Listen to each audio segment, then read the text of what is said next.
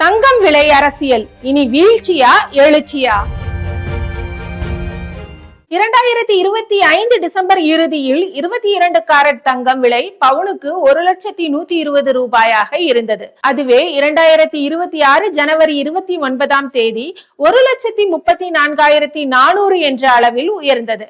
அதாவது ஒரு மாதத்துக்கும் குறைவான காலத்திலேயே தங்கம் விலை பவுனுக்கு ரூபாய் 34,000 உயர்வு என்பது வரலாறு காணாத உச்சம்.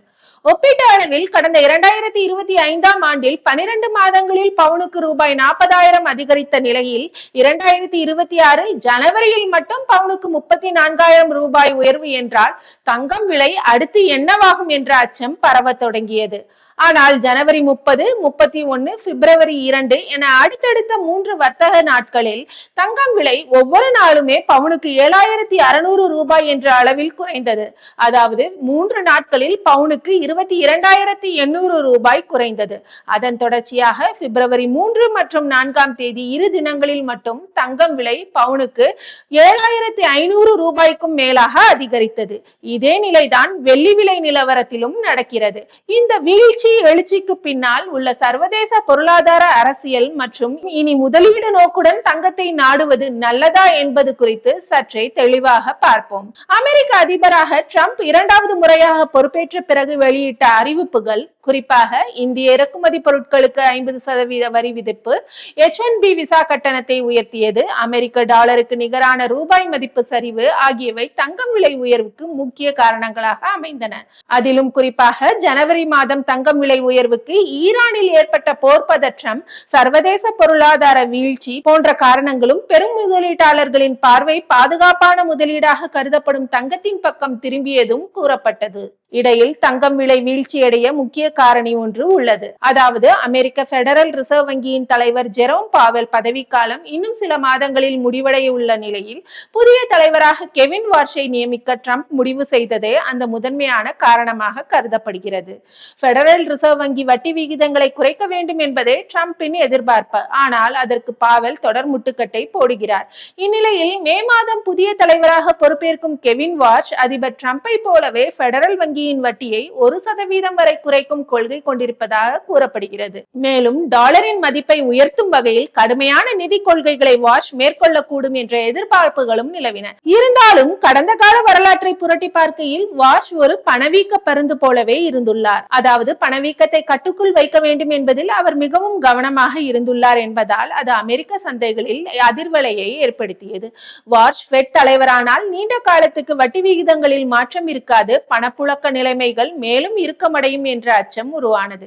இது ஒரு புறம் இருக்க, அமெரிக்க டாலரின் மதிப்பு வலுவானதால் தங்கம் வெள்ளி மீதான முதலீட்டின் மீது குவிந்திருந்த முதலீட்டாளர்களின் கவனம் திசை திரும்பியது. தங்கம் வெள்ளி மீதான லாபத்தை உறுதி செய்வதற்காக முதலீட்டாளர்கள் அவற்றை சிறிதளவு விற்க தொடங்கினர். இதுவும் விலை குறைவுக்கு காரணமாக கூறப்படுகிறது. ஈரானுடன் அமெரிக்கா போரில் ஈடுபடலாம் என்ற பதற்றம் நிலவி வந்த நிலையில் ஈரான் பேச்சுவார்த்தைக்கு தயார் என்று வாஷிங்டனுக்கு தெரிவித்தது புவி அரசியல் பதற்றங்கள் ஒன்றில் சற்றே நிம்மதியை நல்கியது. இவ்வாறாக தங்கம் வெள்ளி விலை சரிவுக்கு பெடரல் வங்கி புதிய தலைவர், தங்கத்தை விற்கும் போக்கும், புவியரசியலில் சலசலப்பு குறைந்தது என பல காரணங்கள் கூறப்படுகின்றன. ஆனால் இப்போது தங்கம் விலை மீண்டும் புதிய உச்சம் நோக்கி நகர தொடங்கி இருக்கிறது.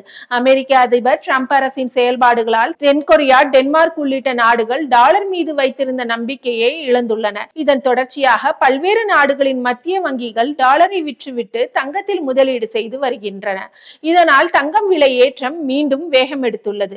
தற்போதைய நிலவரப்படி தங்கம் வெள்ளி விலை ஆதிக்க போக்கு தொடரும் என்றே தெரிகிறது. புவி அரசியலில் வேறேதும் பதற்றம் ஏற்பட்டாலோ அல்லது டீடாலரைசேஷன் எனப்படும் டாலருக்கு மாற்றான நாணயம் என்ற கோஷமும் அதை நோக்கிய செயல்பாடுகளும் வலுக்கும் போதோ தங்கம் விலை மீண்டும் மீண்டும் அதிகரிக்கும். அதே போல் வெள்ளிக்கான வணிக தேவை என்பது சோலார் பேனல், மின் வாகனங்கள் உள்ளிட்ட கிரீன் எனர்ஜி தொழில்துறையால் அதிகரித்துக் கொண்டுதான் இருக்கிறது. இவற்றையெல்லாம் வைத்து பார்க்கும் போது தங்கம் வெள்ளி விலையேற்ற காலம் தொடர்வது உறுதியே. இந்த ஆண்டு இறுதிக்குள் தங்கம் விலை ஒரு பவுன் 2 லட்சம் ரூபாய்க்கு அதிகமாகவும், வெள்ளி விலை 1 கிலோ 5 லட்சம் ரூபாய்க்கு அதிகமாகவும் விற்பதற்கான சாத்தியக்கூறுகள் உள்ளன என்கின்றனர் வர்த்தக நிபுணர்கள். தங்கம் வெள்ளி விலை குறையும் ஏறும் போது ஏற்படும் வழக்கமான சந்தேகம்தான் தங்கத்தின் மீது முதலீடு செய்யலாமா என்ற கேள்வி. ரிச் டாட் புவர் டாட் என்ற பிரபல புத்தகத்தை எழுதியவரும் முதலீட்டு ஆலோசகருமான ராபர்ட் கியோசகி தங்கம் வெள்ளி மீதான முதலீடு குறித்து தனது பார்வை பார்வையை எக்ஸ் பக்கத்தில் பகிர்ந்துள்ளார். அதில் அவர் பணக்காரர்களுக்கும் ஏழைகளுக்கும் இடையேயான வித்தியாசம் ஒன்றை கூறுகிறேன். வால்மார்ட் ஏதேனும் கழிவு விலை விற்பனையை அறிவித்தால் ஏழை மக்கள் உடனே விரைந்து வாங்கி குவிக்கின்றனர். ஆனால் சந்தை மதிப்பு கொண்ட நிதி ஆதாரம் ஒன்று விலைவீழ்ச்சி கண்டால் ஏழை மக்கள் அதை விற்கின்றனர், பணக்காரர்கள் அதை வாங்குகின்றனர். தங்கம், வெள்ளி, பிட்காயின் சந்தை சரியும் போது நான் என் கையில் இருக்கும் பணத்தை கொண்டு இன்னும் கொஞ்சம் தங்கம், வெள்ளி வாங்க முற்படுவேன் என்று குறிப்பிட்டுள்ளார். ராபர்ட் கியோசாகியின் சூசக பதிவை கொண்டு பார்த்தால் தங்கம், வெள்ளி விலை மீதான முதலீடு என்பது இப்போதும் ஆக்கப்பூர்வமானதுதான் என்பதை புரிந்து கொள்ள முடிகிறது. அதே வேளையில் நமது நிதி நிலைமை, பொருளாதார சூழலுக்கு ஏற்ப தனிப்பட்ட முறையில் நிதி ஆலோசகர்களை அணுகி எந்த வகையில் முதலீடு செய்வது என்பது குறித்து சரியான வழிகாட்டுதல்களை பெற்ற பிறகு முடிவெடுத்து செயல்படுவது ஒன்று மட்டுமே சாலச் சிறந்தது.